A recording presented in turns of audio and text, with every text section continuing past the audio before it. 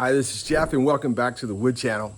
Today, I'm in Meridian, Mississippi, on my family's home place, and behind me, you'll see the Magnolia tree. And in this episode, what we're going to talk about is the taxonomy, the history, just all you ever wanted to know about the Magnolia tree. Now, what you probably didn't know, that long before the oak tree, a pine tree, or maple tree, this tree is literally prehistoric. It predates history. And today, here in Mississippi, we're going to talk about the Magnolia tree, its contribution to the world, other than those beautiful flowers, right here in the Magnolia state. Stay tuned for this episode of the Wood Channel, the Magnolia tree.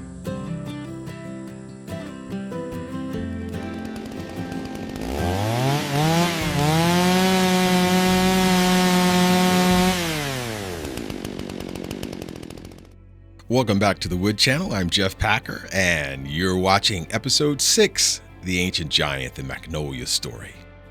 Today we're looking at a tree that most people associate with manicured lawns and the sweet, heavy scent of a southern summer. But beneath those creamy white blossoms lies a survivor, a lineage so old it watched the continent split apart long before oak, pine, or maple made their appearances on the earth. The Magnolia tree was here.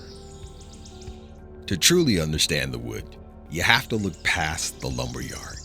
You have to look at time in a very deep way. The magnolia isn't just a pretty lawn ornament.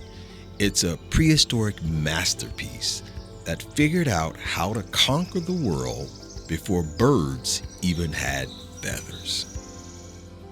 Let's talk origin. Fossil records show that plants belonging to the family Magnoliaceae appeared over 95 million years ago, during the Cretaceous period. Think about that. This tree evolved alongside the Triceratops and the Tyrannosaurus rex. Because they appeared before bees ever existed, their flowers didn't evolve to attract delicate pollinators like bees. Instead, they adapted to withstand the heavy, clumsy mandibles of ancient beetles. Taxonomically, the genus name Magnolia refers to the French botanist Pierre Magnolol, who in the 17th century helped revolutionize how we classify plants. When we look at its placement, the family Magnoliaceae is considered a basal angiosperm. In plain English, it sits near the very branch of the evolutionary tree where the flowering plants first split from the conifers. Look at the face of this leaf. It's thick, leathery, and covered in a heavy, waxy cuticle that feels like plastic. This gloss reflects harsh sunlight and traps moisture. But if you flip it over, you see the real giveaway, a dense, velvet-like layer of rusty brown fuzz. Biologists call this indumentum.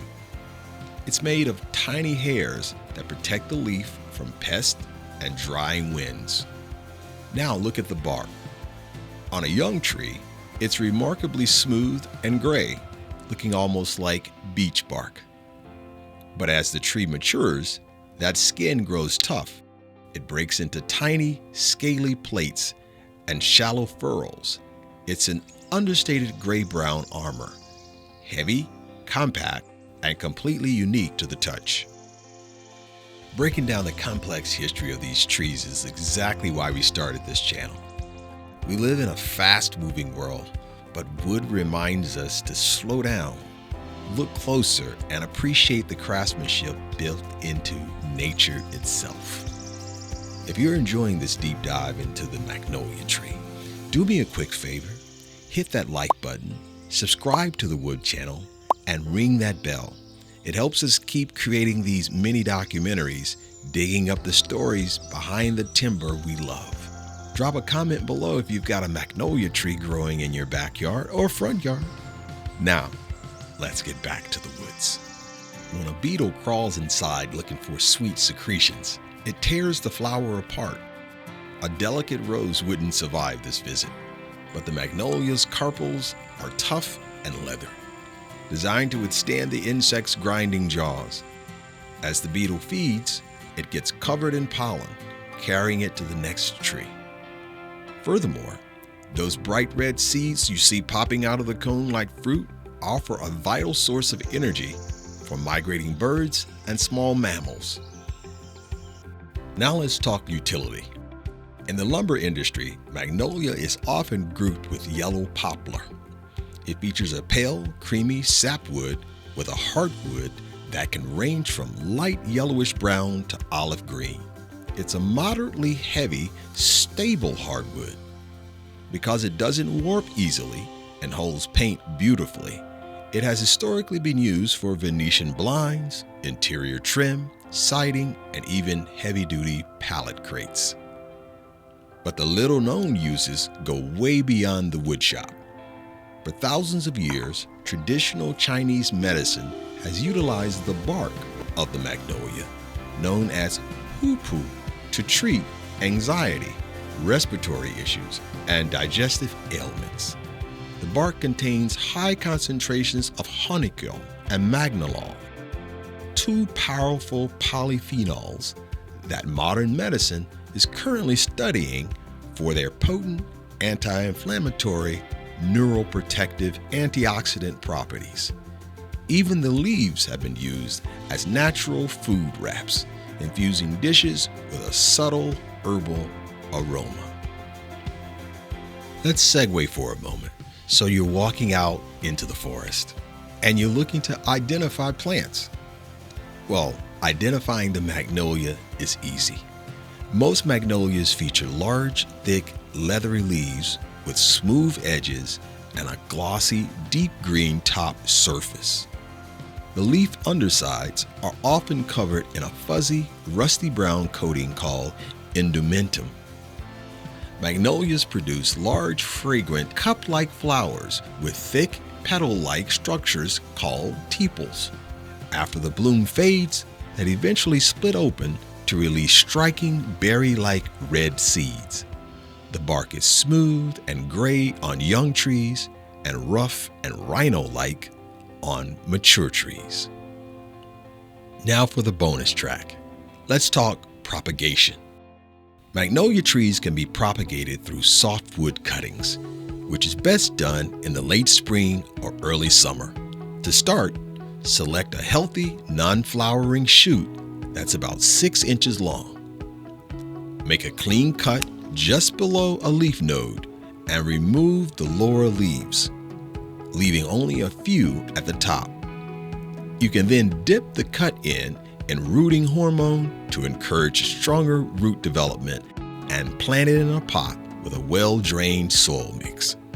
Keep the soil moist and place the cutting in a warm, bright location out of direct sunlight until the roots have formed. The next time you walk past the magnolia tree and catch a whiff of that sweet lemon citrus fragrance, take a moment and stop. Look at those heavy green leaves.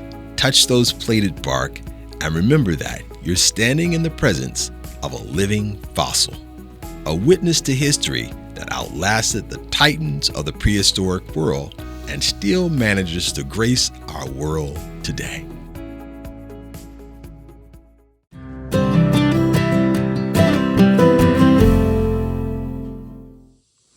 As a woodworker and lover of trees, I sure hope you enjoyed this episode as much as I enjoyed bringing it to you. I invite you to like and subscribe to the channel as we have so much more content to bring to you. Tell your friends, tell your teachers, tell your peers, hey, look, there's a guy on YouTube that has this great channel and it's all about the species of trees.